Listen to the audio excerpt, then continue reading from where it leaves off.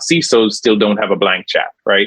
They're not going to get everything they ask for, nor should they, right? The arguments that we've had to make in the past, I think, should have been made a lot easier based on, the harsh realities of what's happening right now across the cyber threat landscape that's garnered so much media headlines.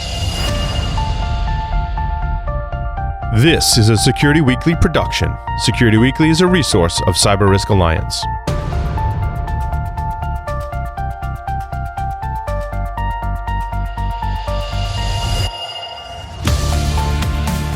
The Cybersecurity Collaborative is proud to present CISO Stories. Each week, CISO Stories takes a deep dive on security leadership with one of the contributors to my latest book, the best-selling CISO Compass: Navigating Cybersecurity Leadership Challenges with Insights from Pioneers, as well as other top CISOs and industry security leaders. The Cybersecurity Collaborative is a unique membership community enabling cybersecurity leaders to work together in a trusted environment. To learn more, visit securityweekly.com/CSC or visit cyberleadersunite.com. I am your host, Todd Fitzgerald, and this week we welcome Devon Bryan, Global CISO at Carnival Corporation. Yeah, so thank you so much for having me, Todd. What attracted me to this field was actually being voluntold by the United States Air Force that my Air Force specialty code, my AFSC, for those who are familiar with the military jargon, was going to be communications computer systems. Therefore, I was trained in communications computer systems engineering. And my job actually became a network security engineer for Air Force Combat Command at the time. And I spent 11 plus years securing various aspects of the Air Force's, networks and systems, to include satellite communications. I was actually at one point a satellite communications engineer as well for the Air Force. And so I would say I fell into cyber. But by falling into cyber, it certainly pulled on a number of attributes and natural tendencies that I had prior to being exposed to the discipline. I would say, and those anchored around, problem solving. Right. I loved a good challenge. I think it was certainly mathematical by nature. And so that also helped. Certainly as a result of my tenure within the Air Force, I finished my undergraduate degree in applied mathematics with a minor in computer science, and then went on to also secure a master's in computer science. So certainly by the military exposing me to cyber, and that then resonating with some natural interests, natural abilities and tendencies that I had, I would say, Todd, I ended up, really landing my dream job, which is, cybersecurity and helping organizations defend against cyber threats. Well, in the Air Force has always been known for having really good information security programs. I've known so many people coming out of the Air Force that just had great training. So you started off with some really good technical underpinnings before coming a CISO. Yeah, thanks, Todd. Certainly very partial to the Air Force, aim high for all our, former blue suiters out there, but also certainly, in appreciation for the signals intelligence score within the U.S. Army, certainly, Navy Surface Warfare Center, and, certainly what the Coast Guard and the Marines have also done. So I would say across the services, over the decades, quite frankly, there's been an increased awareness and certainly then resourcing of cyber defense, cyber practitioners in general, based on the military's recognition of the importance of, the signals getting from source to destination on time, right, uninterrupted, right, with the right degrees of, integrity and confidentiality to make sure that national security related missions are protected and that lives, quite frankly, aren't lost. I mean, we're certainly seeing that play out currently in the ongoing geopolitical situation in the Ukraine, where communication signals essentially are being compromised. And certainly when that occurs, lives can be lost, right? So yeah, I mean, shout out to the military for real recognizing this earlier on and investing in it across the services. My father was in the Signal Corps in the U.S. Army. And thank him for his service. Thank you. And thank you for your service. And you know, what I didn't, I never, he was an electrical engineer. So, you know, I wish I could go back and have that conversation with him about, you know, what did you do around security there? It would be very interesting to me. So you wrote a great piece for the CISO Compass book, Navigating Cybersecurity Leadership Challenges with Insights from Pioneers, which you've clearly been a pioneer in many of your past jobs where you've helped shape this industry. And you talked about the cost of cybersecurity and how we're spending, you know, over $1 trillion a year, and it just keeps growing in the double digits. How does an organization start to, you know, get this investment, you know, from their boards when the costs just keep going up like that? Yeah, thanks, Todd. And thanks for the kind remarks. I certainly don't see myself as a pioneer. I see myself as just another blue collar CISO trying to get the job done, right? And so the piece that I wrote, you know, in your book, which is a great read, by the way, and for folks who haven't yet spent the time stepping through that, I'd strongly recommend it. But it was a practitioner's perspective, right? How do I, as a CISO, you know, justify the year-over-year budget allocations that's, you know, allotted to me, you know, by my organization, right? And how do I, in my communications to the audit committee, boards of directors, try to provide, you know, some insight, some transparency into how those investments are buying down risks, right? So that I'm not perceived as each year I'm asking for more and more and more money, right? Double-digit increase in cyber budget each year, but how am I really spending that money, right? You know, the stewardship that goes with, you know, being able to articulate, you know, with some degree of defensibility, how the year-over-year investments is shoring up the defenses of the organization, helping the business and you know, avoid risks, if you will, helping the businesses grow, quite frankly. And so, you know, in full recognition that it is definitely challenging for CISOs to provide quantitative risk reduction, you know, figures and metrics, you know, to their boards based on their budgetary investments, we should at least be able to articulate some degree of qualitative risk reduction based on our investments, right? And so when you rack and stack your investments, you know, who's going to get the next $4 million and why?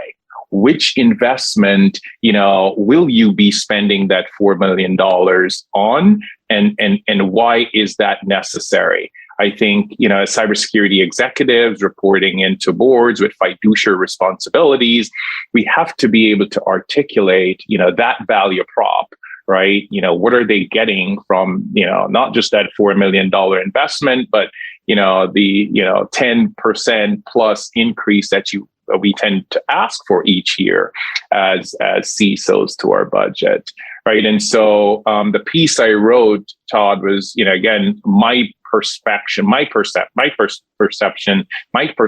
and how, you know, CISOs can try to tools that actually as CISOs we can leverage to help with that conversation, you know, to our boards of directors and our audit committees. The article this podcast is based upon can be viewed in the best-selling cybersecurity leadership book, CISO Compass, navigating cybersecurity leadership challenges with insights from pioneers. Where do you find the good information on, what this is going to cost us, what the risk is to the company, and then, how much this investment is really going to take down in price? I think that's always like the difficult piece to the puzzle is where do you get that information that the boards are going to believe that this is accurate information?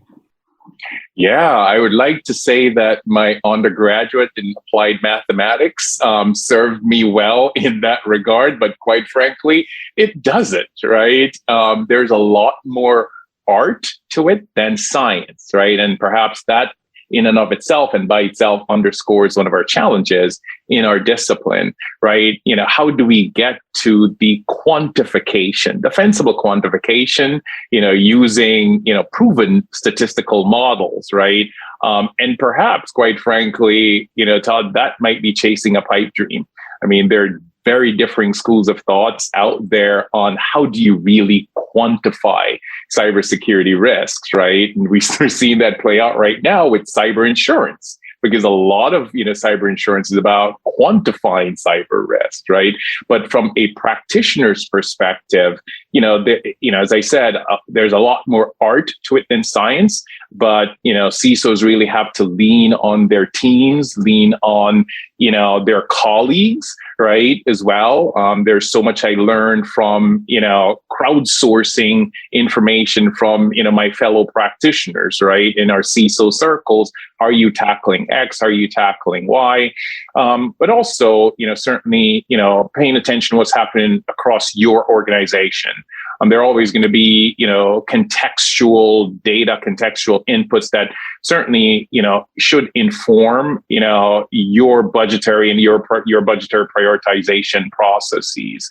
Leveraging, some of the models that are out there, some of the grounds that have already been plowed in this regard, whether it's leveraging the FAIR model, whether it's leveraging some of the other risk modeling models, the Monte Carlo method, some of the stuff out of Carnegie Mellon from a risk quantification perspective, on and on. So there are a couple of tools that exist across industry that as CISOs we could look to leverage as we try to quantify or qualify cybersecurity risk reduction to our boards and our audit committees. Mm-hmm.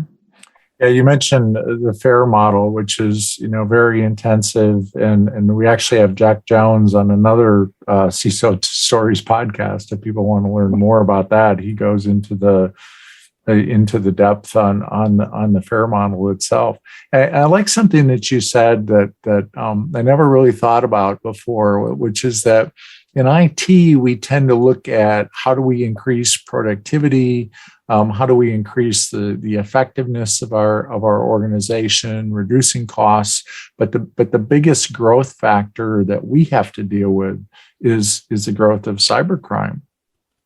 Yeah, indeed. So certainly, nothing against the job of our, IT operations colleagues, right? But certainly making the business case and budgetary justification for investments that's going to improve productivity, increase efficiency, that will definitely resonate with, the CFO and, the board, right? But in our case, right, most often, and it's not about, FUD, right, and using fear, uncertainty, and doubt as kind of a weapon, but we do have to use that at times as a tool, right, to help to make the case, right, if done correctly. And that would be my foot stomp, is that if used correctly, it could certainly help as you try to justify, why are you asking for, a 2x versus what you had last year, right? So we have to use, those kinds of additional data points at our disposal, just use it correctly and not misuse it. So all we're doing is using it for FUD. But to your point, certainly the rise in cybercrime, the explosion in the cyber threat landscape, though, that has to factor as we do our budgetary prioritization. Open findings from whatever the internal audit, the regulators, external auditors, those have to factor as well, right? And then certainly continue to just mature existing capabilities, refreshing existing capabilities. Those are all factors that we as CISOs have to internalize, risk rank, and prioritize as a part of our annual budget submission process. And I saw you give a presentation a few years ago, and where you were, talking about this very topic. And what I really liked is you had you had shared with me afterwards the sanitized rigor that you had in terms of the financials for that. And I don't know that all CISOs look at that and take that to the level where, this is what our costs are. This is after we apply these controls. This is what our risk score is going to be. This is how much it's going to cost us. And I really like that, because everybody else in the organization, in other departments, are having to put forth these projections as well. And so you're having to make decisions in the organization. Security is important, but so is building your brand in marketing. And the marketing department needs to spend money on things too. So when you put those together, who has the better numbers is what it comes down to sometimes. Yeah, you're absolutely right. And not just the better numbers, right? It's being able to defend your numbers, right? So in addition to having, defensible, numbers, right? You also have to be able to sell that, to folks who are competing at times, for a bigger chunk of the same corporate budget. Right. And so, your negotiation skills, your marketing and sales skills as a CISO, which has nothing at all to do with being able to reverse engineer malware in real time. Right. Certainly lends itself well in those lend themselves well in those situations. So when you talk about the different muscles that a CISO has to regularly exercise, influencing, negotiating, communicating, all those manifest themselves in so many ways and in so many different occasions, which includes, quite frankly, the budget gauntlet, right? Or the budget Hunger Games at times, right? Depends on your organization. Sure. And you mentioned that we're trying to drive to increase maturity. So our organizations are going to expect, after you've been a CISO there for a while, that, okay, how do we look this year versus last year? Are we improving or are we falling behind? And do you have a favorite framework, whether it's ISO or NIST or COBIT, or is there one you kind of gravitate to more than others? Yeah, so that's a great question, Todd. For me personally, I've anchored my programs around the NIST Cybersecurity Framework as much as possible.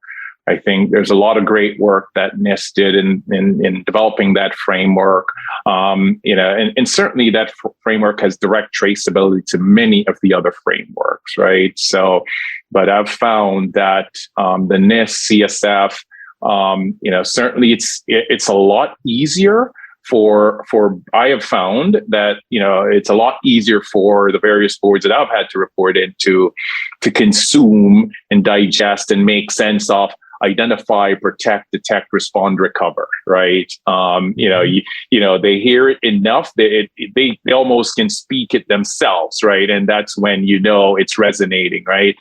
So some of the other frameworks are not as easily consumable by folks who are a step or two removed from cybersecurity in their day-to-day lives. So I've found that the NIST CSF affords me that capability, and certainly it's one that I've employed, in my various stands. It does allow you with the with the augmentation of, maturity model like the, CMMI, right, to where you assess your current state, right? And then, you're able to then map your existing investments and planned investments to a future state, right? So, your current assessment stepping in as a new CISO will give you a particular benchmark, right? And then, you're then able to show how your year-over-year investments, that maps to whether it's the protect domain, the detect domain, the respond domain,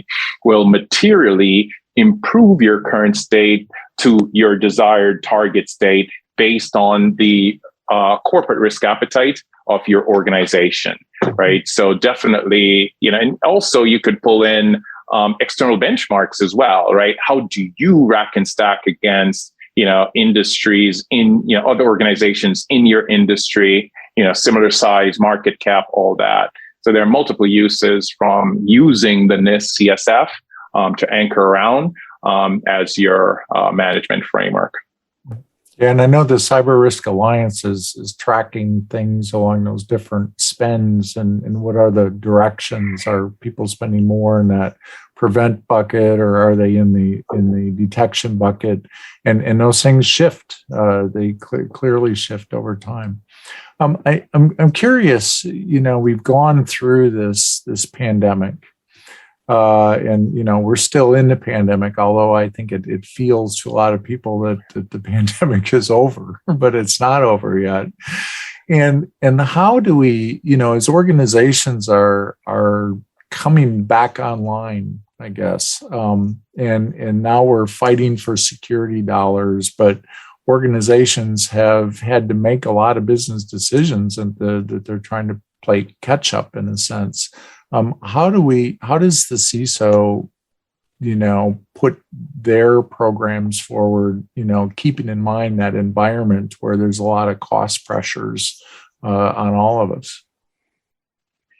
Yeah, so that's a great question, Todd. I'd reflect on perhaps two quick points along that along those lines. Firstly, I believe in light of the real world developments and the explosion, quite frankly, in the cyber threat landscape, especially when we reflect on the media grabbing cyber incidents that we've had recently. Talk about, supply chain incident like the SolarWinds, talk about massive ransomware like, JBS or Colonial Pipeline, right? Kaseya. I would say that, CISOs, we never miss an opportunity to leverage a good incident to help our arguments, right? So I would say that the fact that there has been, such widespread media reporting about those headline grabbing cybersecurity incidents, some of the conversations and arguments that we've had to make in the past have been made a little bit easier, right? So, so I would say that is certainly, I don't want to say there's a silver lining in all these breaches, right? But certainly, I think it certainly raised the consciousness across organizations, especially publicly traded organizations, right? To where, some of the pushback, some of the hesitation, make no mistake, CISOs still don't have a blank check, right? They're not going to get everything they ask for, nor should they, right? The arguments that we've had to make in the past, I think, should have been made a lot easier based on, the harsh realities of what's happening right now across the cyber threat landscape that's garnered so much media headlines. So that's point number one. Point number two, spot on in terms of COVID and organizations and industries that have been adversely impacted by COVID, where, stocks have taken a plunge, top line revenue growth has stalled, right? then going through the machinations of, balancing the security spend versus all else that are competing for the same corporate dollars, especially in light of the fact that some of these companies are still not revenue positive following COVID, right? So certainly it pulls on, the diligence of the CISOs in those organizations to make sure that they are keeping that in mind and they don't go into those, the budget hunger games, if you will, with unrealistic expectations, right? So it does take a bit of maturity on the part of the CISOs to recognize where their company currently stands, right? Certainly, and balance that against, what they're asking for. Certainly also being laser focused, however, on the risks that they're trying to help the companies protect, despite their current financial situations. It's a complicated scenario, but no easy answers. Yeah, I think that's a great perspective. Well, Devon, thanks for taking the time today. This has been really great. Is there any final thoughts that you want to share with emerging CISOs, current CISOs, experienced CISOs as we're going down this journey? First of all, thank you so much for having me, Todd. It's always a pleasure talking to you, and certainly kudos to what the Cybersecurity Collective is doing. Tremendous respect for the organization, all you're doing for our community. The only advice I would have is that CISOs, we're not alone, right? We're part of an interconnected ecosystem. There's hardly a challenge that we are faced with that's so unique to us and our organization that nobody has seen before. So I would just encourage folks to get involved in the community, reach out to fellow CISOs, and, mind share, right? Make no mistakes, the bad actors, they are tag teaming us. So we should be tag teaming them too, right? So, let's not be islands, right? Let's see ourselves as part of an ecosystem, and let's invest in that ecosystem to raise the cost for these bad actors who would seek to do us and our organizations harm. Very well said. Thanks a lot, Devon, and thanks for taking the time today. Thanks for having me as always, Todd. Cheers. Thank you.